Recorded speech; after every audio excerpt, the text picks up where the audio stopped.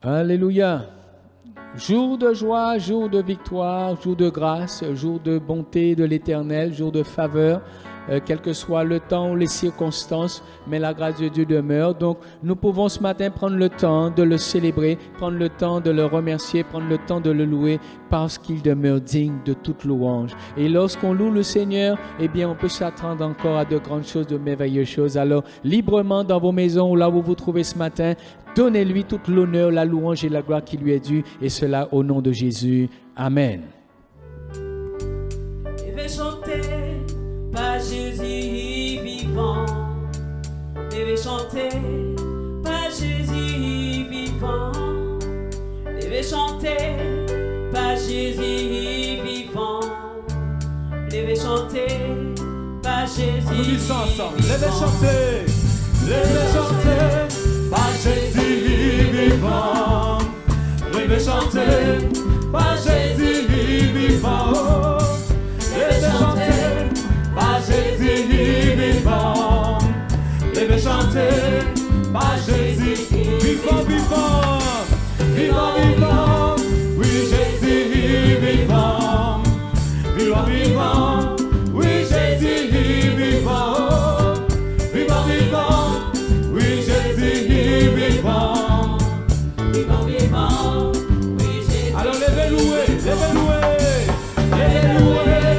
par Jésus vivant, levez louer, par Jésus vivant, levez louer, par Jésus vivant, levez louer, par Jésus, levez danser, levez danser, par Jésus vivant, levez danser, par Jésus vivant, levez danser, par Jésus vivant, levez danser, par Jésus. Arrêtez de pleurer, arrêtez de pleurer, par Jésus vivant, arrêtez de pleurer, par Jésus vivant, arrêtez de pleurer, par Jésus vivant.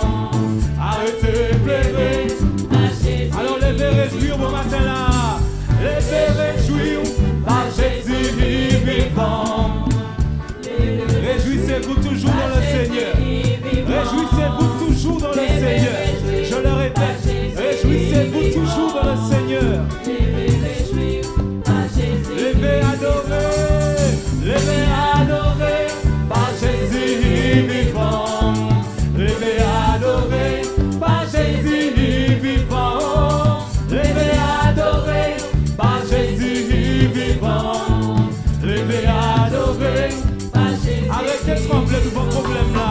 Arrêtez de trembler par Jésus vivant. Arrêtez de trembler par Jésus. Levez regardez Jésus. Arrêtez de regarder les problèmes là. Arrêtez de trembler. Et nous allons louer, levez louer, par Jésus vivant. Levez louer, par Jésus vivant. Levez louer, par Jésus vivant. Levez louer, en dernière fois, levez louer. Levez louer, par Jésus vivant. Levez louer, par Jésus vivant. Levez louer, par Jésus vivant. Levez louer, par Jésus vivant. Alléluia. Merci Seigneur. Est-ce que vous êtes d'accord pour dire avec nous ce matin de là où vous êtes? À toi puissance et gloire Seigneur. À toi honneur et force. À toi la majesté, ô Dieu à jamais. C'est ce que nous voulons lui dire ce matin. Oh oui. À toi, puissance et gloire. À toi, honneur et force. À toi, la majesté, ô Dieu à jamais. À toi Seigneur. À toi, puissance et gloire. Oui Seigneur. À toi l'honneur, à toi la force Seigneur. Honneur et force. Oui Seigneur.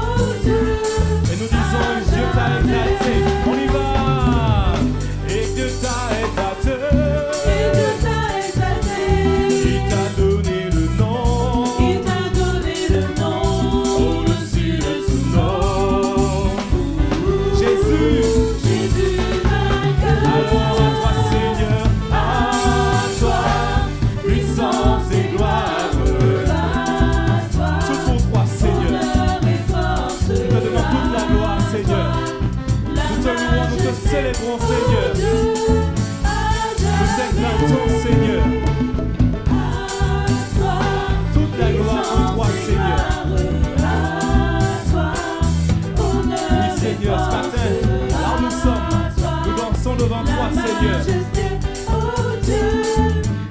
Nous allons dire sur la terre et au ciel. Sur la terre et au ciel. Tout genou fléchira. Toute langue dira. Tu es Seigneur Jésus. À toi Seigneur. À toi. Puissance et gloire à toi, honneur et force à toi, la majesté, oh Dieu, à jamais. À toi Seigneur. À toi, puissance et gloire à toi, honneur et force à toi, la majesté, oh Dieu. Nous allons dire Hosanna, Hosanna, Hosanna, Hosanna au plus haut des cieux. Hosanna. Tu peux lever les mains en tuer. Je veux chanter ton nom, Seigneur. Je veux chanter ton nom. Proclamer ton amour. Proclamer ton amour. Annoncer que tu es Seigneur. Hosanna au plus haut des cieux. Loué, exalté. Glorifié soit le roi Oui, nous te louons, Seigneur, ce matin. Je te loue, Seigneur. Je t'exalte, Seigneur. Glorifié soit le roi des rois. Je veux chanter ton nom. Je veux chanter ton nom. Proclamer ton amour. Annoncer que tu es Seigneur. Hosanna au plus haut. Une dernière fois, loué, loué. Loué, exalté. Oui, papa. Glorifié soit le On roi va faire que des louer. rois. Avec l'ancien, nous allons monter en moins. Loué, Pas ni trop exalté. condamnation pour dire là. Glorifié soit le roi des rois. Je veux chanter ton nom, proclamer ton amour, annoncer que tu es Seigneur, Hosanna au plus haut des cieux. Alléluia Seigneur, nous te louons, nous te célébrons Père, au nom de Jésus ton Fils.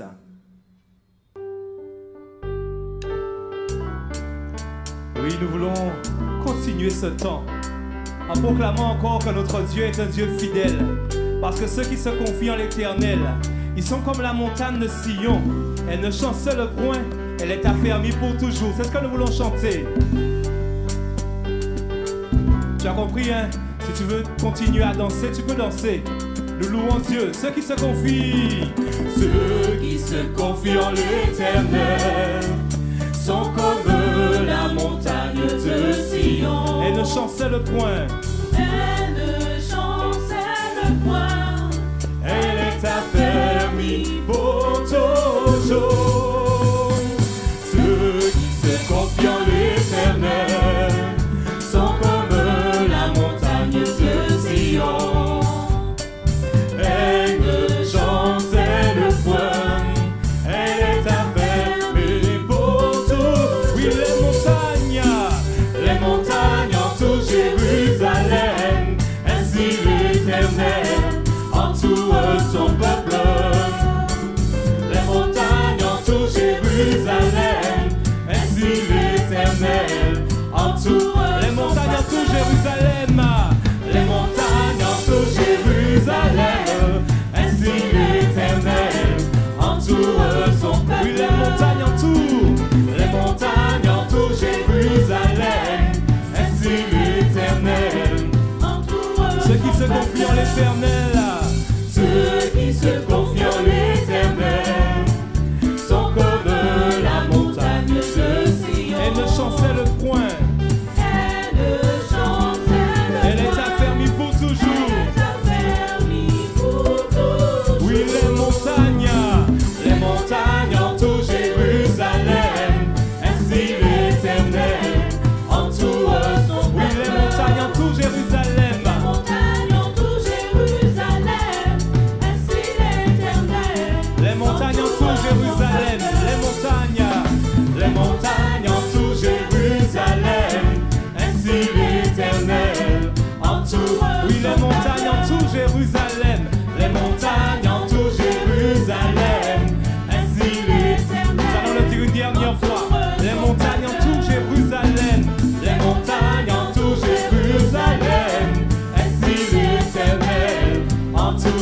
son peuple.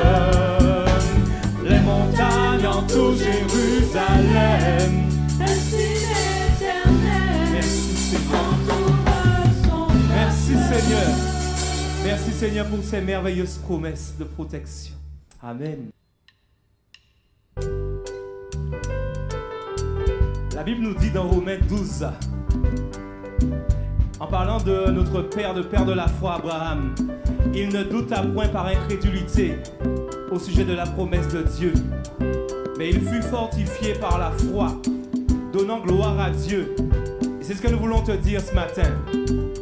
Peut-être que tu es dans le doute. Dieu t'a promis quelque chose et tu ne vois rien arriver. Mais nous voulons te dire en continuant ce temps de louange que le oui de Dieu est plus grand que le non des hommes. Et nous qui disons en créole, oui à Dieu est plus grand qu'il non à non. Alors pas pour mêler, même si nous dit non, mais bon Dieu dit oui, alors on peut louer avec nous.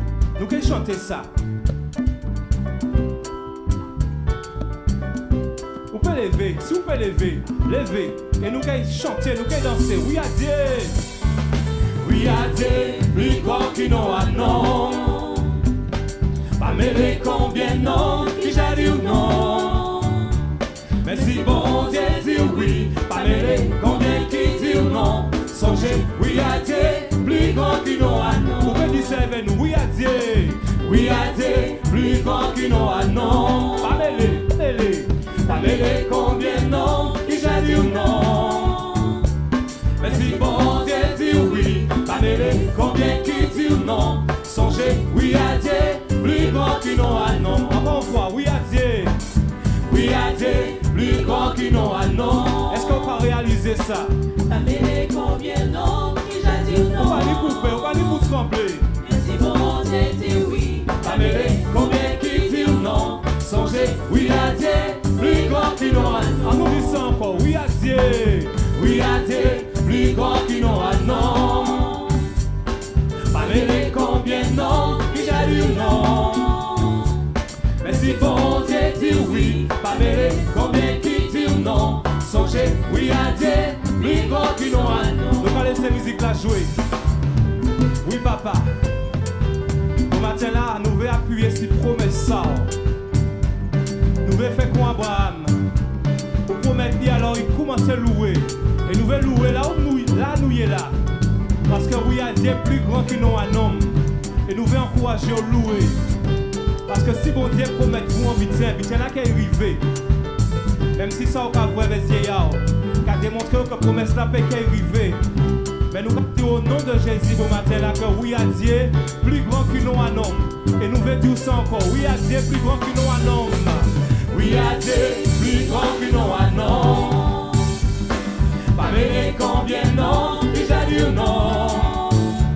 Mais si bon Dieu dit oui, pas mêler combien qui dit non. Songez, oui à Dieu plus grand que nous un homme. Nous pas dire en dernière fois, oui à Dieu. Oui à Dieu plus grand que nous un homme. Pas mêler frère moins. pas mêler combien non, Pas mêler qui j'ai frère dit moins. non. Parce que si mon Dieu, Si bon Dieu dit oui, pas mêler combien qui dit non. Songez, oui à Dieu plus grand que nous un homme.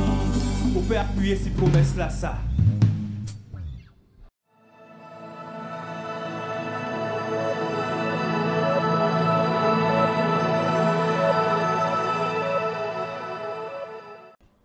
Alléluia. Bonjour, bonjour. Bienvenue à vous sur le site de la Fédération et merci de m'accueillir ce matin chez vous par ce moyen. Soyez donc richement bénis et nous allons donc partager donc la parole du Seigneur ensemble. Et le titre de ce que je veux partager avec vous ce matin, c'est « Comment peut-on passer à côté de la grâce ?» C'est un sujet qui me paraît vraiment important et essentiel, que nous avons besoin de considérer. Il semble y avoir une évidence, quand on est sauvé, merci Seigneur, mais il y a la réalité de pouvoir passer malheureusement à côté de la grâce de Dieu. La grâce, c'est vrai que c'est à la base une faveur que Dieu nous fait, quelque chose que nous ne méritions pas et quelque chose dont nous avions besoin, puisque l'homme étant perdu, nous avions besoin de la grâce du Seigneur. Il l'a manifesté en Jésus-Christ au travers de son sacrifice, sa vie qui a été donnée son sang qui a coulé, sa chair qui a été meurtrie, son amour qui a été manifesté afin de faire grâce aux hommes, afin de les sauver, de les secourir, alors que l'homme ne le méritait pas. Une fois cela compris, je crois que cela devrait mériter toute notre attention.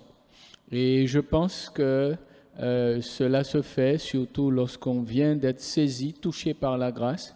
Mais nous devons rester véatifs parce qu'avec le temps, on peut se relâcher dans l'honneur de cette grâce, dans l'importance que l'on donne à cette grâce que nous avons reçue de la part de Dieu.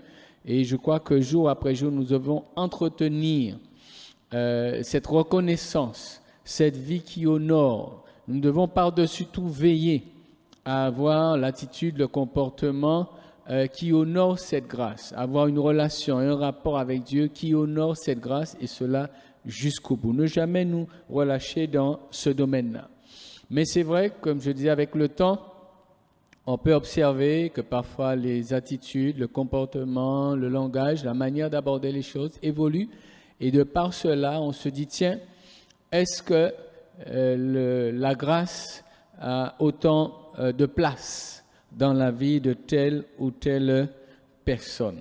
Comment peut-on passer à côté de la grâce? Comment quelqu'un peut-il négliger la grâce? Bien sûr, la Bible nous dit un premier texte que nous pouvons voir dans l'évangile de Jean, au chapitre 3, l'évangile de Jean, le chapitre 3, à partir du verset 19, pour ne pas être dans une lecture trop longue. Bien sûr, le verset 16, bien connu, « Car Dieu a tant aimé le monde qu'il a donné son Fils unique, afin que quiconque croit en lui ne périsse point, mais qu'il ait la vie éternelle. » Et le verset 17 nous dit bien que Dieu n'a pas envoyé son Fils dans le monde pour qu'il juge le monde, mais pour que le monde soit sauvé par lui. Donc, il y a l'expression de cette grâce et de cet amour de Dieu. Pourtant, verset 19, il nous est dit que ce jugement, un jugement vient, c'est que la lumière étant venue dans le monde, les hommes ont préféré les ténèbres à la lumière parce que leurs œuvres étaient mauvaises. Ils ont préféré. Le premier élément que nous devons considérer, c'est que les hommes font des choix. Les hommes décident d'accepter ou non la grâce de Dieu. La grâce qui est présentée, la grâce qui est offerte, puisque Jésus a déjà payé le prix, donc nous pouvons la saisir gratuitement par la foi. Les hommes donc refusent donc la grâce. Donc en refusant simplement, ils passent à côté. Et certains donc ne prennent même pas le temps de considérer, ne prennent même pas le temps de bien s'assurer de leur choix, de leur décision, mais ils choisissent. Ils choisissent de se détourner, de rejeter, de refuser donc la grâce qui leur est proposée en Jésus-Christ. C'est bien dommage. C'est bien dommage parce que nul ne sait ni le jour ni l'heure. Ayant refusé aujourd'hui, on ne sait pas demain ce qui peut se passer. Mais on sait qu'une fois parti dans l'éternité, il n'y a plus moyen de revenir. Il n'y a plus moyen de changer ce choix. Et lorsque la décision est prise de rejeter, de refuser la grâce, de ne pas donner suite à cet amour, de ne pas honorer cet amour, eh bien, en partant dans l'éternité, c'est fini. C'est quand même quelque chose d'assez dommage, donc de refuser et de préférer donc les ténèbres à la lumière. On se pose la question, mais qu'est-ce qu'il y a d'avantageux dans les ténèbres à ce point? Le deuxième élément, et ce qui est le plus embêtant, c'est qu'il y a ceux qui ont saisi la grâce, qui ont expérimenté l'amour de Dieu, la bonté de Dieu, ils ont réalisé que Dieu est bon. Et on se dit, à partir du moment que quelqu'un a goûté que Dieu est bon, on se dit qu'il n'y a plus... Voilà, cette personne ne pourra plus jamais se détourner. Parce que goûter que Dieu est bon, c'est quelque chose d'unique. C'est apprécier quelque chose qui n'a pas son pareil dans le monde. C'est réaliser une valeur profonde, une dimension d'amour, une dimension de bien de la part de Dieu, alors qu'on était justement dans la boue du péché. Et ça, quelqu'un qui a saisi la grâce, on se dit, mais c'est impossible. Impossible pour cette personne de faire demi-tour. Et pourtant, et c'est là l'idée, l'objet de cette méditation de ce matin, c'est que nous puissions être attentifs et que nous puissions réaliser que oui, bien qu'ayant goûté la grâce de Dieu, eh bien, certains donc se sont détournés déjà dans le passé, mais continuent encore à se détourner et continueront encore à le faire. Dans 2 Timothée, chapitre 4, versets 9 et 10, 2 Timothée, le chapitre 4, les versets 9 et 10, nous trouvons donc Paul, l'apôtre Paul, qui fait référence à une personne, Démas, qui marchait avec lui, qui était donc au Seigneur, qui servait donc le Seigneur, et qui, malheureusement, l'apôtre Paul va rendre ce témoignage. Il dira au verset 9, s'adressant à Timothée, il lui dit « Viens au plus tôt vers moi, car Démas m'a abandonné par amour pour le siècle présent, et il est parti pour Thessalonique. » Démas m'a abandonné, non pas parce que maintenant il a trouvé mieux, toujours dans les voies du Seigneur, non pas parce qu'il a trouvé un aspect de l'Évangile ou un appel particulier de Dieu pour poursuivre et peut-être aller dans une autre contrée. On aurait pu comprendre cela. Mais ici, il est question de Démas qui va revenir en arrière, qui va abandonner les voies du Seigneur pour revenir en arrière, pour revenir à ce qu'il a connu auparavant. Et le texte nous dit qu'il a abandonné Paul par amour pour le siècle présent. Une question, est-ce que lorsque l'on vient au Seigneur, est-ce qu'on a cessé d'aimer le monde et les choses du monde? C'est tellement important et tellement grave que dans sa parole, le Seigneur nous dit « N'aimez point le monde, ni les choses qui sont dans le monde ». Il prend le temps donc d'interpeller les chrétiens et dire « Attention à ne pas aimer le monde ». Il ne va pas le dire aux inconvertis puisqu'ils sont trempés dans le monde. Mais il avertit les chrétiens et dit « Attention, n'aimez point le monde, ni les choses qui sont dans le monde, puisque cet amour du monde pourrait effectivement occasionner donc un retour en arrière. » Attention à ne pas aimer le monde. Bien aimé, il faut savoir utiliser ce qui est nécessaire donc dans ce monde. Et ça, c'est tout à fait normal d'utiliser les choses puisque nous sommes encore dans cette vie. Et celui qui utilise simplement, il n'a pas de problème lorsqu'il lui manque quelque chose. Parce que la chose n'est pas attachée à son cœur, il n'a pas d'amour pour la chose. Mais il l'utilise simplement, il en a besoin. Donc il y a une différence entre celui qui va utiliser, parce qu'il y a une nécessité d'utiliser les choses du monde, et celui qui aime le monde et les choses du monde. Et c'est là la problématique, puisque lorsqu'on aime les choses du monde, eh bien, on est malheureux. On est malheureux lorsqu'il manque quelque chose. Et celui qui aime le monde, eh bien, il va sentir qu'il lui manque quelque chose d'essentiel. Et c'est là que c'est grave. Comment peut-on avoir saisi la grâce de Dieu et trouver une dimension d'amour qu'il n'y a pas dans ce monde? Trouver donc une dimension de grâce, de bénédiction, de bien de la part de Dieu qu'il n'y a pas dans ce monde-là. Donc tout ce que Dieu propose est vraiment au-dessus d'eux. Mais l'amour de Démas pour le monde a été plus fort. Nous devons faire attention à cette réalité spirituelle. N'aimez pas le monde ni les choses qui sont dans le monde. Et quand on sent, celui qui sent qu'il lui manque quelque chose, qu'est-ce qu'il va faire? Et quelque chose pour lui qui est essentiel, il va aller le chercher. Il ne peut pas vivre sans la chose, vous comprenez? Ce n'est même pas une addiction à la drogue, ce n'est même pas une addiction à l'alcool, ce n'est même pas une addiction à quelque chose, mais c'est une addiction au monde. Et c'est tellement fort que la personne va quitter la vie pour retourner dans la mort. La personne va quitter la lumière pour retourner dans les ténèbres. Mais quand nous y réfléchissons, mais c'est illogique. Mais la réalité, ça se passe au niveau du cœur. Et c'est pourquoi nous devons réaliser qu'il y a un travail à faire sur notre cœur. Il ne faut pas seulement écouter l'Évangile. Il ne faut pas seulement écouter les bonnes paroles de Dieu et comprendre les choses de Dieu. Mais il faut aussi laisser Dieu faire un travail, nous aider à faire ce travail-là sur notre cœur. Parce que notre cœur peut nous perdre. Bien que nous ayons tout compris, bien que nous ayons tout saisi, mais le cœur, quand il est touché, quand il est harponné, quand il est agrippé par quelque chose, si nous n'avons pas laissé Dieu faire ce travail, et si nous n'avons pas nous-mêmes pris la décision de faire un travail sur notre cœur, eh bien, il y a ce danger qui est réel et qui demeure. Et on ne comprend pas effectivement comment quelqu'un, après avoir marché tant d'années, avoir même prêché parfois, comment la personne, après avoir servi des masses, sans aucun doute, a servi le Seigneur avec l'apôtre Paul, mais à un moment donné, cette attraction était trop forte. Trop fort. Et bien sûr, il est dit l'amour pour le siècle présent.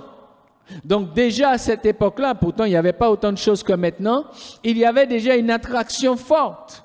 Essayez d'imaginer aujourd'hui. Au vu de tout ce qu'il y a maintenant dans le monde,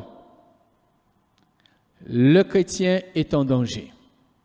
Parce que les attractions sont encore plus nombreuses et ont pris une place plus importante encore dans la vie des hommes. Donc si quelqu'un ne sait pas juste utiliser les choses du monde et il se met à aimer les choses du monde, il est en danger. Et c'est pourquoi il est nécessaire que nous partagions ces choses, que nous puissions réaliser le danger qu'il y a. Vous savez, quand on lit les Écritures et quand on comprend un peu les choses, on réalise que la voix du monde parle plus fort que la voix de Christ dans certains cœurs. La voix du monde parle plus fort que la voix de Christ dans certains cœurs. Et nous avons un exemple que nous pouvons aller chercher jusqu'au jardin d'Éden. Avant que vienne le mensonge du diable, il y avait déjà la vérité. Avant que ne viennent les ruses, les mensonges et la séduction du diable, il y avait déjà la vérité dans le jardin. Parce que Adam et Ève avaient une communion avec Dieu. Et Dieu leur parlait en toute vérité. Mais quand le mensonge s'est présenté, le mensonge a trouvé un accès dans le cœur de Adam et de Ève. Vous ne trouvez pas ça terrible?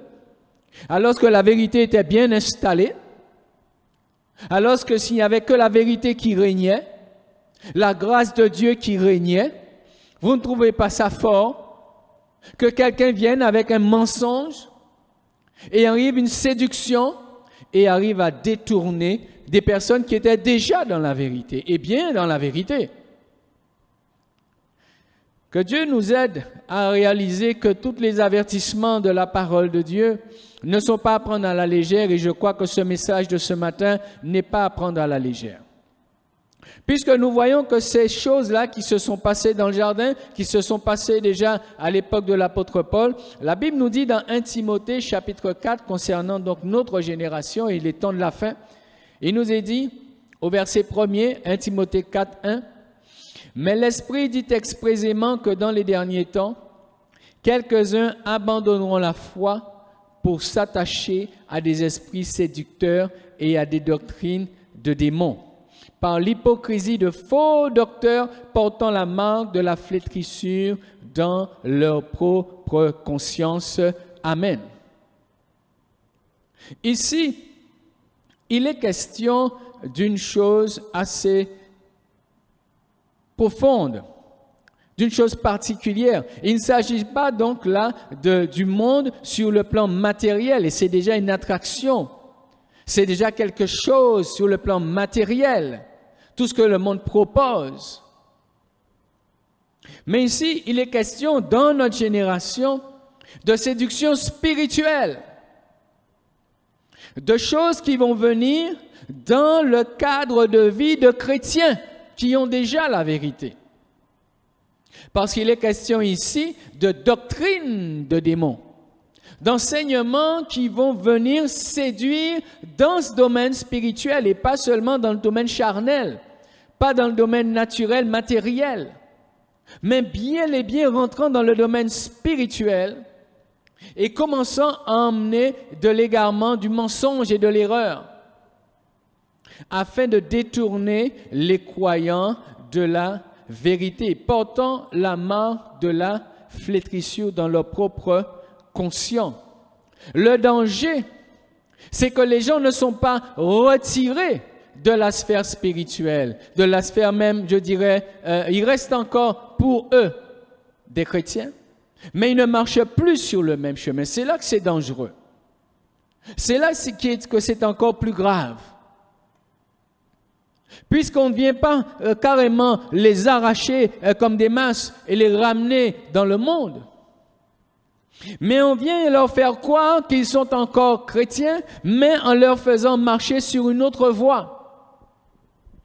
Et lorsque le diable est venu dans le jardin, oui, mais Dieu sait que. Ils veulent toujours emmener plus haut, plus loin, des plus grandes, des plus belles révélations. Une autre manière de faire les choses pour aller plus vite et plus loin, plus puissant. La puissance fait partie de l'œuvre de Dieu. Et nous devons maintenir cette réalité parce que nous avons besoin de la puissance de Dieu. Mais la puissance de Dieu doit agir et s'exercer dans la vérité, d'après la saine doctrine. Donc, c'est important pour nous de réaliser le danger qui est là, rester dans une idée de se dire « je suis toujours chrétien », mais ne plus être sur le chemin, c'est assez trompeur. Dans 2 Corinthiens, le chapitre 11, le verset 3, 2 Corinthiens, le chapitre 11, le verset 3, que nous dit l'apôtre Paul? 2 Corinthiens, chapitre 11 et le verset 3, il nous est dit « Toutefois, de même que le serpent séduisit Ève par sa ruse, je crains que vos cœurs ne se corrompent et ne se détournent de la simplicité à l'égard de Christ. » On veut toujours emmener plus loin, plus haut, plus fort, mais pas forcément plus sanctifié, pas forcément plus dans la vérité, pas forcément plus dans la connaissance, grandir dans la connaissance de Dieu, mais grandir dans une forme de spiritualité qui parfois même va commencer à tordre le sens des Écritures et emmener donc des doctrines erronées. Nous devons réaliser à quel point des choix par rapport à la grâce peut venir d'une manière subtile.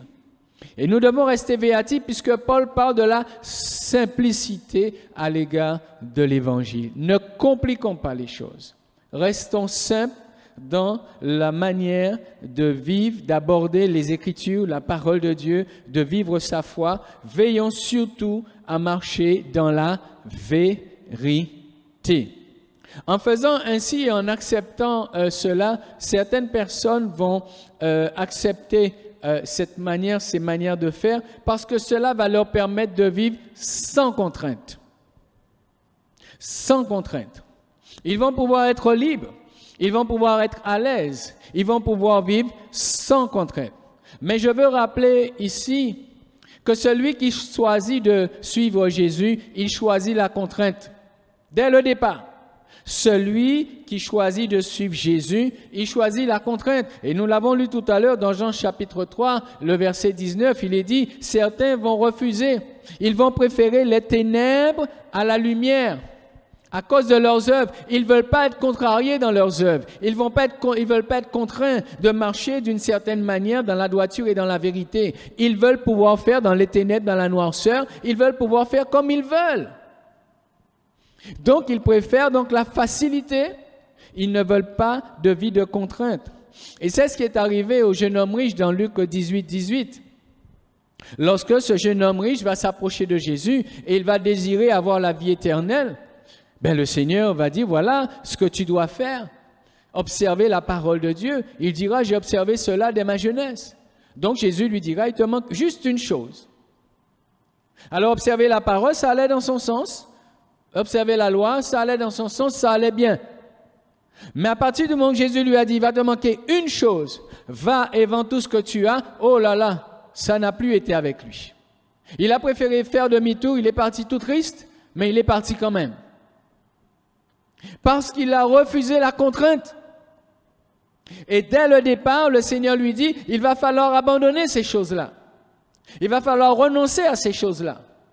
Il n'a pas accepté et il est reparti. Il y a des gens qui acceptent de marcher avec Jésus jusqu'à un certain point, jusqu'à une certaine manière. Mais à partir du moment qu'on va leur demander et on va les contraindre dans leur vécu personnel, on va leur dire non, cela n'est pas convenable, et ils seront contrariés et ils ne voudront plus.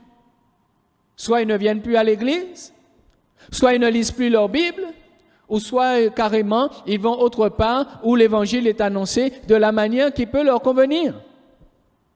Ils ne veulent pas être dérangés. Ils ne veulent pas de contraintes. Alors je veux nous rappeler, vous et moi, nous rappeler aujourd'hui que nous devons veiller. Nous devons veiller à ne pas vivre sans contrainte. À partir du moment que je commence à rentrer dans une vie où je vis sans contrainte, où tout va bien pour moi, je suis à l'aise, je suis déjà en danger, je suis déjà dans l'égarement.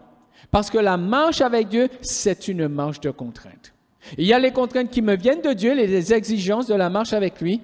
Et il y a les contraintes que m'opposera l'ennemi de mon âme. Il y a les contraintes que vont m'opposer les gens du monde et le monde. Il y a les contraintes que vont m'opposer tous ceux qui ne marchent pas dans le même chemin. Et même parfois, sur le chemin où je marche avec Dieu, c'est peut-être dans l'église, qu'il y ait certaines contraintes, oui. Mais est-ce pour autant que je dois cesser de marcher? Donc j'ai besoin de réaliser que je ne peux pas être dans une marche avec Dieu sans contrainte. C'est pas possible. Ça n'existe pas. Donc, nous devons faire attention lorsque nous marchons dans une vie sans contrainte.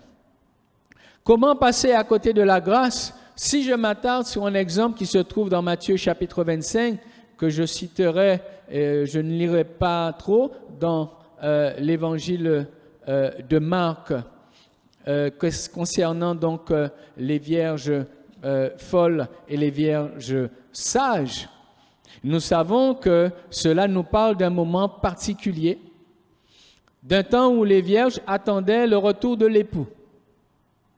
Et en attendant le retour de l'époux, elles étaient dans leur quotidien, on dira ça comme ça. Et ils devaient donc se préparer à rencontrer, elles devaient se préparer à rencontrer l'époux. La Bible nous dit que parmi ces 10 vierges, 5 étaient folles et 5 étaient sages.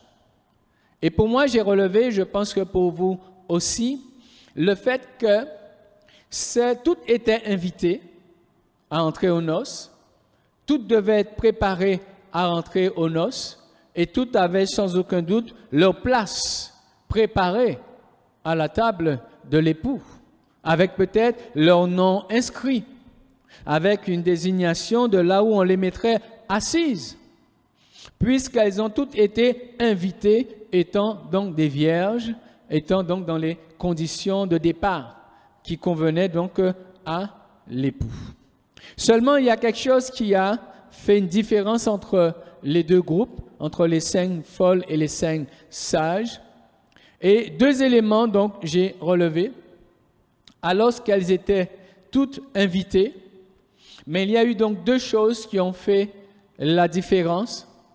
C'est que les folles n'ont pas pu entrer dans la salle des noces par négligence. Par négligence. Lorsqu'on est invité à des noces, puisque ce n'est pas tout le monde qui est invité lorsqu'il y a mariage. Ce sont des proches, ce sont des personnes à qui on va remettre personnellement une invitation. On va lui dire, je souhaiterais que tu sois avec moi dans mes noces, dans mon mariage. Donc c'est une invitation, c'est un honneur. C'est un honneur qui est fait à ceux qui sont invités. Il n'y aura pas de place pour tout le monde. Et peut-être que l'époux ne connaît pas tout le monde. On ne connaît pas tout le monde, même quand on habite un pays qui n'est pas très grand, mais on ne connaît pas tout le monde. Alors on va choisir d'inviter des personnes. Et les personnes qui sont invitées, il faut qu'elles réalisent que c'est une grâce, un honneur, un privilège qui leur est accordé d'être invitées. Mais qu'est-ce qu'elles vont faire, ces vierges? Elles vont agir par négligence. Et quand l'époux viendra pour dire, voici c'est le moment, il faut rentrer dans les noces, elles ne seront pas prêtes. La négligence fera perdre à un certain nombre de personnes le bénéfice de l'invitation, le bénéfice de la grâce. Parce que le Seigneur nous dit, sans la sanctification, nul ne verra le Seigneur. Donc la grâce est accordée, mais je dois veiller à entretenir cette grâce pour que le moment venu, je ne sois pas mis dehors. Parce que je crois que vous avez constaté comme moi-même que nous sommes encore sur terre. Ceux qui sont partis dans l'éternité avec la foi, avec la grâce de Dieu, c'est bon pour eux. Mais nous qui sommes encore ici sur la terre, nous n'y sommes pas encore. Et tant que nous n'y sommes pas, nous devons persévérer dans une vie qui va honorer la grâce qui nous est faite. Dans une vie qui ne va pas négliger la grâce qui nous est faite, dans une vie de préparation et de disposition de notre cœur. Et l'autre élément, c'est qu'elles ont cessé de faire de la venue de l'époux leur priorité. Elles ont cessé de faire de la venue de l'époux leur priorité. La Bible nous dit même que certains diront, ah, depuis le temps qu'on en parle. Donc il y a un moment, certains vont se relâcher, ils ne feront plus de la venue de Jésus leur priorité. Attention au temps dans lesquels nous sommes. Les soucis, les tracas et les événements qui se passent un peu dans le monde à droite à gauche, les guerres et les bruits de guerre, attention de ne pas être troublés, au point de cesser de faire de la venue de Jésus notre priorité.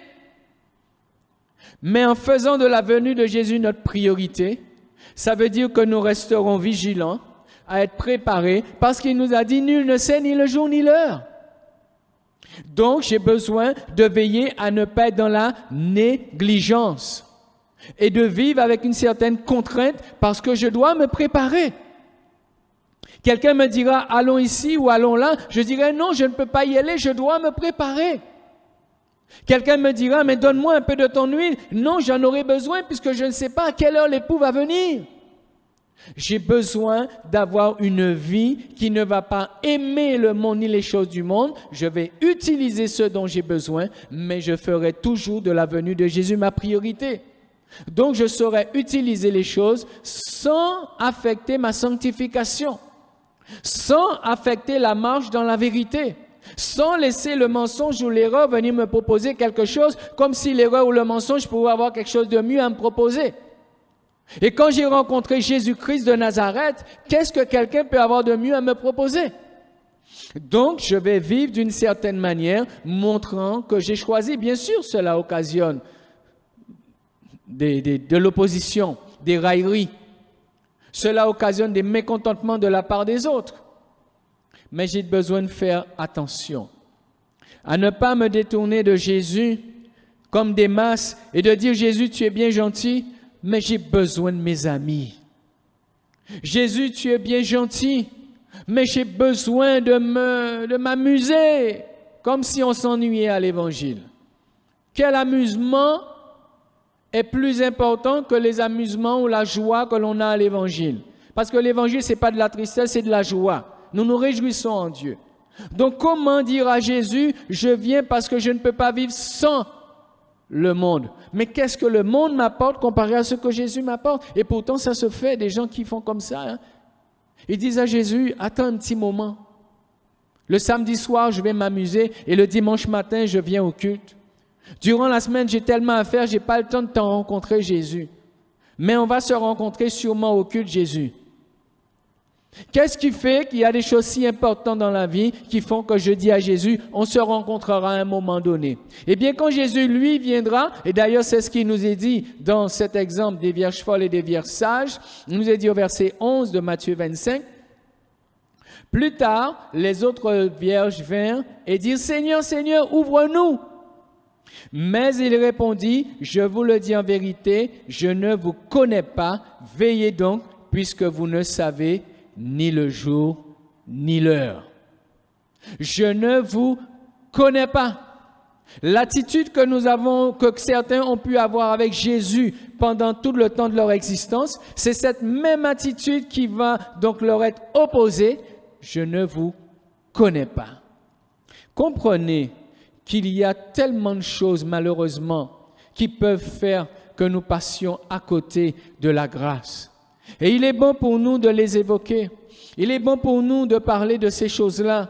Puisque ce qu'il y a d'important aujourd'hui, ce n'est pas qui sera le prochain président. Ce n'est pas si la guerre sera gagnée ou perdue, ou si même il y aura une troisième guerre mondiale. Ça, bien sûr, ça va venir bouleverser la vie des gens. Ça vient déranger déjà notre existence ici-bas. Mais est-ce réellement une chose si importante au point que je néglige la grâce? Au contraire, c'est dans ces moments que je dois redonner toute la valeur à la grâce. Parce que la grâce sera pour moi comme un bouclier. La grâce sera pour moi comme un lieu, un refuge. Mais c'est à ce moment que je dois encore plus donner d'importance à Dieu dans ma vie. Et ne pas laisser l'inquiétude, ni la peur, mais même le découragement venir m'emmener loin de Dieu. Vous avez remarqué, quand le découragement est là, quand les difficultés sont là, les hommes ont tendance à s'éloigner, à se détourner de Dieu. Vous n'avez pas trouvé ça anormal? C'est là qu'on arrête de lire sa Bible, c'est là qu'on arrête de prier, on arrête même de venir à l'église parce que ça ne va pas. Alors comme ça ne va pas, je m'enferme sur moi-même et à la limite même, je retourne un petit peu dans le monde, je vais un peu, je m'éloigne, je me retourne un peu, je vais me refaire. Oh là là, quel raisonnement trompeur. Comment quitter la grâce de Dieu pour aller tomber dans des choses de ténèbres? Eh bien, certains, oui, le font, malheureusement, et certains vont même très loin. Certains tombent dans l'alcoolisme, certains tombent dans la drogue, certains tombent dans des choses terribles et on se dit, mais ce n'est pas possible. Et pourtant, ça arrive. Démas m'a abandonné par amour du siècle présent. Le Seigneur nous dit dans sa parole que celui qui se croit debout, qu'il prenne garde de ne pas tomber. Nous ne pouvons pas jeter la pierre à Démas, mais nous devons faire comme Paul. Nous devons tenir bon. Quand bien même nous pourrions constater que des Démas ont lâché prise, eh bien on doit persévérer soi-même. Parce que si Démas a trouvé quelque chose qui a su l'attirer en arrière, peut-être que moi aussi quelque chose viendra m'attirer en arrière. Donc je dois aussi veiller. Je dois prier et je dois veiller. Un autre exemple pour terminer, c'est celui qui se trouve dans l'Ancien Testament. Et c'est cet exemple qui m'a beaucoup interpellé afin de partager avec vous cette méditation qui se trouve dans le livre de Nahum. Nahum, on dit les petits prophètes, et qui va suivre donc le livre donc, de Jonas qui sera juste avant. Il nous a dit à Michée et le livre de Jonas qui se trouvera avant. Il nous est dit dans Nahum chapitre 3, verset 1er, « Malheur à la ville sanguinaire, pleine de mensonges, pleine de violence, et qui ne cesse de se livrer à la rapine. » Et si nous allons un petit peu plus loin et on lit au verset 19, il nous est dit, « Il n'y a point de remède à ta blessure. Ta plaie est mortelle. Tous ceux qui entendront parler de toi battront des mains sur toi, car quel est celui que ta méchanceté n'a pas atteint. » Et si nous lisons pour savoir de qui il s'agit au verset 7, nous réalisons qu'il s'agit donc de Ninive. Tous ceux qui te verront fuiront loin de toi et l'on dira, Ninive est détruite, qui la plaindra et où te chercherai-je des consolateurs? Essayez de me dire, de m'expliquer. Essayons d'analyser nous-mêmes, chacun pour sa part, et de se dire comment Ninive, cette ville qui était sous un jugement, sous une condamnation certaine, et qui a trouvé grâce. Parce que Dieu a envoyé Jonas pour avertir. Mais l'idée de Dieu en envoyant Jonas pour avertir, c'était de susciter une interpellation dans la conscience des Ninivites et de leur dire, attention, votre comportement a déclenché la décision du jugement de Dieu. Et quand les gens de Ninive vont entendre la prédication de Jonas, ils vont se repentir, nous dit la Bible. Ils vont regretter amèrement parce qu'ils réalisaient que là, le feu allait descendre sur eux, qu'ils allaient être détruits. Alors ils vont s'humilier devant Dieu, ils vont demander pardon à Dieu. Et de même, lorsqu'on entend le message de l'Évangile, on réalise que Jésus a payé à la croix pour nous. On réalise qu'à cause de nos péchés, nous étions condamnés. La Bible nous dit qu'il n'y a pas un seul juste et que nous étions privés de la gloire de Dieu. La Bible nous dit que le salaire du péché, c'est la mort. Et quand on réalise ces choses et on réalise l'amour de Dieu, eh bien aussi on tombe sur ses genoux et on pleure devant Dieu. On dit, Seigneur, je te demande pardon pour mes péchés et je te remercie pour ta grâce parce que tu as pourvu un moyen pour que la condamnation ne tombe pas sur moi. Et la Bible me dit, et après quand je lis la parole de Dieu, elle me dit, il n'y a plus maintenant de condamnation pour ceux qui sont en Jésus-Christ. Je respire. Je dis, merci Seigneur. Alléluia. Et il n'y a pas de personne plus joyeuse que moi. Parce que j'ai réalisé l'amour de Dieu. J'ai réalisé là où je suis sorti et ce qui risquait de m'arriver. Et si j'étais mort dans mon péché, je partais droit dans une éternité loin de Dieu. Et là, je réalise les choses. Et je suis content enfin d'être sauvé, d'avoir reçu Jésus dans ma vie, le pardon de mes péchés. Et cette joie et ce contentement va durer un temps.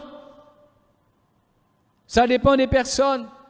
Ça dépend de jusqu'où là où Dieu nous a sortis. Mais le contentement va continuer. Mais après quelques mois, quelques semaines, quelques mois, quelques années, est-ce que le contentement est toujours le même? Est-ce qu'à chaque fois, je peux dire, mon Dieu, j'étais perdu et aujourd'hui je suis sauvé? J'étais condamné. Maintenant, il n'y a plus de condamnation sur ma vie. Est-ce qu'aujourd'hui, j'ai cette même joie? Et lorsque je viens à l'église, lorsque je viens dans le culte, est-ce qu'on est obligé de me supplier pour dire merci à Dieu? Ou est-ce que de moi-même, je viens au culte pour dire, Seigneur, gloire à Dieu pour cet amour et cette grâce? Ou est-ce que je vais attendre que le chant puisse me stimuler, me booster pour que je puisse louer Dieu? Est-ce que lorsqu'il y a prière, jeûne et prière ou prière dans la semaine, est-ce que je vais laisser tout le monde prier et dire, mais j'ai pas reçu de bénédiction ce soir ou ce dimanche matin et je repars malheureux? Tu peux pas repartir malheureux parce que tu es un gracié. Tu as été sauvé par grâce. Il est impossible pour un chrétien qui reste conscient de ses réalités. Il lui est impossible de venir en prière. Il lui est impossible de venir dans la louange sans donner gloire à Dieu. Même si ça ne va pas. On doit rester conscient de la grâce qui nous a été faite un jour en Jésus-Christ. Le Seigneur nous a rencontrés. Et lorsque nous partageons la Sainte Seine, le Seigneur a bien fait les choses. L'une des choses où il nous demande, lorsque nous sommes réunis, de ne jamais oublier de faire, c'est la Sainte Seine. Et il nous dit à chaque fois que vous faites la Sainte Seine, souvenez-vous, c'est un mémorial. C'est pas le corps et le sang, ça a déjà été fait. Mais on est obligé, Dieu a été obligé de nous le donner pour nous souvenir de ce moment important de notre vie. De ce moment important à la croix. Et de dire Jésus a donné sa vie pour moi. Donc à chaque fois que je vais mettre la main dans le plat et la coupe à mes lèvres, je dois me souvenir de cette réalité. Et de me dire non, si je n'ai pas été bien dans la semaine, eh bien il va falloir que ça change. Parce que Jésus a donné sa vie pour moi. J'étais condamné. Maintenant je suis sauvé. Je ne peux pas me permettre de participer à la Sainte Seine, de prendre ce témoignage-là et de ne pas vivre une vie qui honore ce témoignage. Il ne faut jamais oublier ça. Et Dieu est tellement fidèle qu'il a pris le temps d'instituer ces choses pour que jamais nous ne puissions l'oublier. Il dit toutes les fois que vous réunissez, faites-le en mémoire de moi. Comme ça va vous aider. Vous n'allez jamais oublier là où vous êtes sortis. Vous n'allez jamais oublier la grâce. Ninive a expérimenté la grâce. Jonas a été envoyé pour la prédication, pour avertir. Il y a des prédications qui sont là aussi pour bénir, faire du bien, mais il y a des prédications qui sont là pour avertir. Vous ne voulez pas toujours avoir des prédications pour vous brosser dans le bon sens. Mais il faut aussi être averti. Mais quand on est averti, qu'est-ce qu'on fait? En tout cas, les gens de Ninive, ils ont réalisé et ils se sont dit, nous allons nous humilier. Et ils ont jeûné, ils se sont humiliés devant Dieu. Et la miséricorde de Dieu s'est manifestée. La grâce de Dieu s'est manifestée. Parce que Dieu est amour. Il est juste, oui, et doit sanctionner le péché. Mais quand il voit la repentance, quand il voit un cœur sincère, c'est sa grâce qui se manifeste. C'est son amour qu'il met en avant. Parce qu'il trouve un cœur repentant. Il trouve un cœur sincère. Dieu est amour. Et il est sensible lorsque quelqu'un regrette sincèrement son péché. Et Ninive, les gens de Ninive, le roi, depuis le grand jusqu'au plus petit, ils ont regretté sincèrement. Donc le jugement a été épargné. Mais dites-moi, comment se fait-il des années après, en lisant le livre de Nahum, on se rend compte que là maintenant, Ninive se trouve à nouveau sous le mensonge, sous la condamnation. Comment se fait-il? Comment se fait-il qu'on dise à Ninive, une ville pleine de mensonges, pleine de violence, qui ne cesse de se livrer à la rapine? Il n'y a point de remède pour ta blessure, verset 19. Ta plaie est mortelle, tous ceux qui entendront parler de toi battront des mains sur toi, car quel est celui que ta méchanceté n'a pas atteint? On t'a fait grâce. Et pourquoi tu as été méchant avec les autres? On t'a fait grâce de ne pas tenir compte de ton péché. Et pourquoi tu as laissé le péché venir à nouveau? C'est grave. Quand quelqu'un saisit la grâce, dans un premier temps, mais chemin faisant, la personne s'est relâchée dans la reconnaissance, dans l'honneur de la grâce qui a été faite. Et petit à petit, la vie a repris son cours. Et petit à petit, le péché a repris sa place. Que celui qui se croit debout prenne garde de ne pas tomber. Parce que le salaire du péché, c'est toujours la mort. Ça n'a pas changé. Le salaire du péché, c'est toujours la mort. Quelqu'un qui se donne au Seigneur doit s'appliquer. Et c'est pourquoi dans Matthieu, au chapitre 28, il nous est dit qu'il fallait faire des disciples, les baptisant au nom du Père, du Fils et du Saint-Esprit, mais aussi il est dit, enseignez-leur à observer tout ce que je vous ai prescrit. Je voudrais lire avec vous rapidement pour terminer dans Éphésiens chapitre 4. Éphésiens chapitre 4, à partir du verset 19. À partir du verset 20 simplement. Il nous est dit, mais vous, ce n'est pas ainsi que vous avez appris Christ, si du moins vous l'avez entendu, et si conformément à la vie qui est en Jésus-Christ, à la vérité qui est en Jésus-Christ, c'est en lui que vous avez été instruits à vous dépouiller par rapport à votre vie passée du vieil homme qui se corrompt par les convoitises trompeuses, et être renouvelé dans l'esprit de votre intelligence et à revêtir l'homme nouveau créé selon Dieu dans une justice et une sainteté que produit la vérité. C'est pourquoi renoncez aux mensonges et que chacun de vous parle selon la vérité à son prochain, car nous sommes membres les uns des autres. Je m'arrête ici, simplement pour dire, une fois que la grâce de Dieu a été là, j'ai besoin maintenant de prendre conscience que cette grâce n'est pas quelque chose qui va agir indépendamment de la manière que moi je vais vivre à partir de là. J'ai besoin de donner moi-même à cette grâce toute sa valeur en adoptant un autre mode de vie que celui que j'avais avant. Si quelqu'un est en Christ, il est une nouvelle création. Les choses anciennes sont passées et toutes choses deviennent nouvelles. Et j'ai besoin de travailler à cette vie nouvelle, au renouvellement de l'intelligence, considérer les choses autrement, rejeter les choses du passé. Je rentre maintenant dans une vie où je décide. Je choisis, je décide de donner à Dieu toute l'honneur, toute la louange et toute la gloire qui lui est due. Et ça, ce n'est pas qu'en chantant. Mais c'est surtout en ayant une vie qui marche d'après la vérité, d'après la sainteté, d'après la justice de Dieu, avec un esprit renouvelé, une pensée, une mentalité et en se détournant du vieil homme. Les gens de Ninive, quand ils ont reçu la grâce, malheureusement, ils se sont arrêtés à la grâce. Ils étaient contents sur le moment, mais après, ils ont cessé de progresser avec le Seigneur. Que cela ne soit pas le cas ni de vous, ni de moi, ni d'aucun de ceux qui un jour ont goûté à la grâce. Je vais vous donner 3 versets qui se trouvent dans Tite, chapitre 2, versets 11, 12 et 13, simplement pour terminer par ainsi et vous rappeler que si la grâce nous permet de trouver du secours, d'être sauvés et de commencer une vie nouvelle, cette vie nouvelle et cette grâce nous emmènent dans des étapes pour atteindre un objectif. Et il nous est dit dans Tite chapitre 2, verset 11, « Car la grâce de Dieu, source de salut pour tous les hommes, a été manifestée.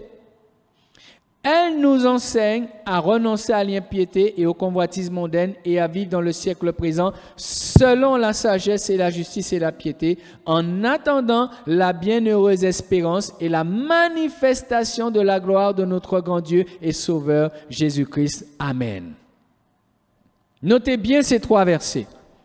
La grâce est là, oui. Mais une fois qu'elle est là, la grâce, elle va m'enseigner, elle va me pousser, elle va m'emmener à vivre autrement. Pourquoi? Parce que le meilleur est devant moi. Le meilleur est à venir. C'est cette éternité avec Dieu. En attendant la bienheureuse espérance et la manifestation de la gloire de notre grand Dieu et Sauveur Jésus-Christ. Là, je suis dans l'étape intermédiaire. J'ai saisi la grâce. Là, je dois vivre de la manière qu'il faut pour prétendre et pour rentrer dans cette espérance glorieuse. Et tant qu'on n'y est pas encore, nous devons persévérer dans ce nouveau mode de vie. Les gens de Ninive n'ont fait que goûter à la grâce. Ils n'ont pas saisi ces étapes-là. Ils n'ont pas réalisé qu'il y avait mieux. Mais nous, vous et moi, nous avons toute une Bible, tout un enseignement, toute la parole de Dieu qui nous éclaire. Et c'est une grâce supplémentaire que nous avons, nous, encore aujourd'hui, d'avoir ces éléments bibliques qui nous donnent vraiment une vision sur tout ce qui va venir. C'est une grâce. Alors saisissons la grâce. Si quelqu'un n'avait pas encore reçu Jésus dans sa vie ce matin, Jean chapitre 3 verset 16 nous le dit, « Car Dieu a tant aimé le monde qu'il a donné son Fils unique, afin que quiconque croit en lui ne périsse point, mais qu'il ait la vie éternelle. » Donne ta vie à Jésus. Saisis la grâce de Dieu. Demande pardon à Dieu pour tes péchés. N'endurcis pas ton cœur et ne préfère pas les ténèbres. Et si toi qui étais dans l'église, tu t'es relâché quelque peu, tu ne viens plus ou tu n'es plus et tu as abandonné, reviens, je t'en supplie ce matin encore. Parce que c'est pas fini. C'est pas fini. Une fois la grâce saisie, nous devons marcher, nous devons persévérer, nous devons veiller jour après jour à marcher, même s'il y a des contraintes, même s'il y a des difficultés, même s'il y a des luttes. C'est l'apôtre, je crois, qui le dit, crainte en dedans, lutte en dehors, même si ce n'est pas évident. Ils l'ont connu, ils l'ont vécu, mais ils ont persévéré. Pourquoi? Parce qu'ils savaient qu'ils étaient dans l'étape intermédiaire, qu'ils n'avaient pas encore atteint la glorieuse présence de Dieu. Que Dieu nous aide à ne pas nous arrêter en chemin, mais à persévérer jusqu'au bout, À ne laisser qui que ce soit ni quoi que ce soit nous détourner de la grâce de Dieu. À ne pas se laisser séduire par des doctrines qui sembleraient vouloir nous donner plus que cela ou une vie haute. Non, je ne sais. Mais tout ce que je sais, c'est que nous devons marcher dans la vérité. Que Dieu aide son peuple à se préparer. Parce que certainement, au vu de ce que nous entendons, que ce soit à l'extérieur ou dans le fonctionnement des gens qui se disent chrétiens, sans aucun doute, Jésus reviendra bientôt. Sans aucun doute, l'époux reviendra bientôt chercher son épouse, de préparer, de chercher celles qui sont prêtes, les vierges qui sont prêtes.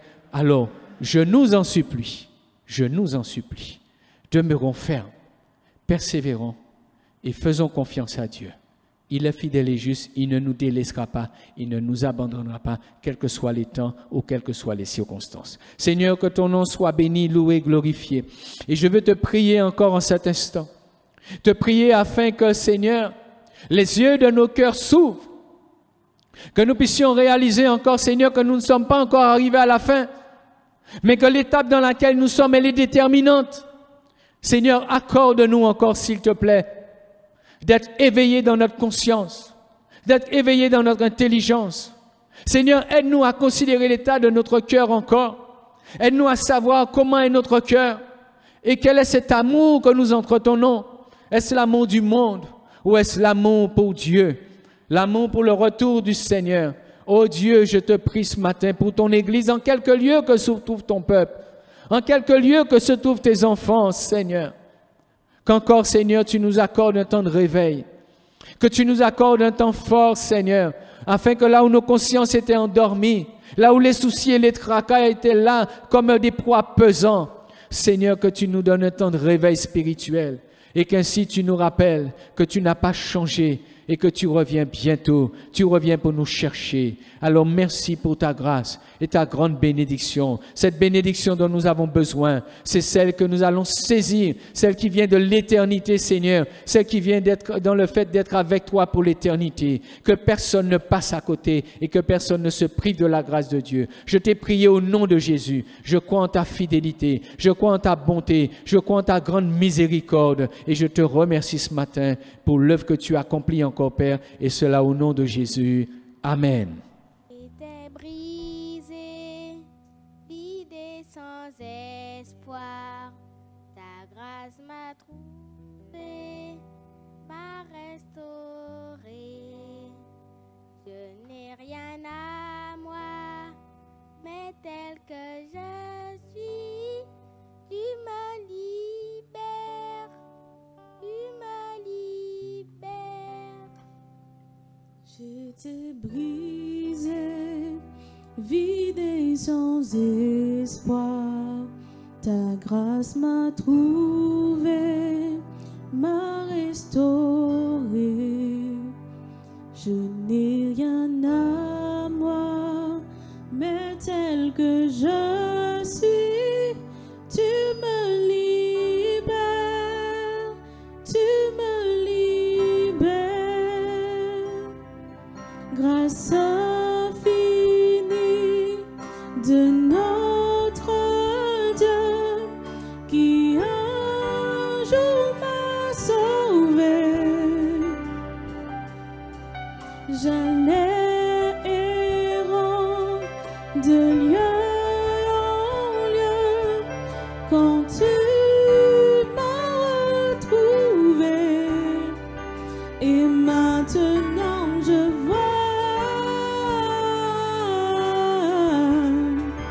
je vois l'amour, la grâce dans tes yeux, donnant ta vie pour moi, me ramenant de la mort à la vie.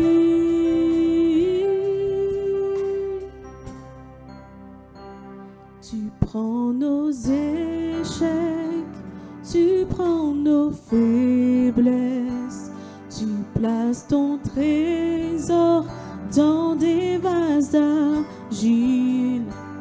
Oh, prends mon cœur, Père, je veux te servir pour que tout soit ta vie